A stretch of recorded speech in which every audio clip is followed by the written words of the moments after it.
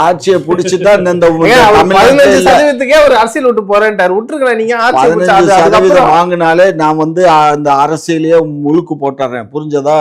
ஆனா இவங்க 2 பேரும் நின்றாங்கன்னா அங்க 2 பேருக்கும் ஏற்கனவே பாரதிய ஜனதா பொருந்தாத கூட்டணி நான் சொல்லல, அதிமுக தான் சொல்லுச்சு. இது மக்கள் அவங்க கவனத்துல தான் வச்சிருக்காங்க. ஆகையினால அது ஆட்டோமேட்டிக்கா நாசமா போயிடும், புரிஞ்சதா?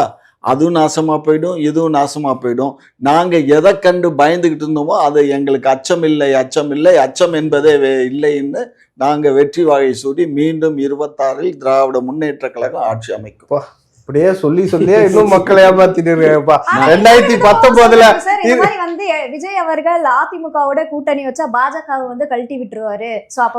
அதுதான் அது அடுத்த டேர்ன். நான் என்ன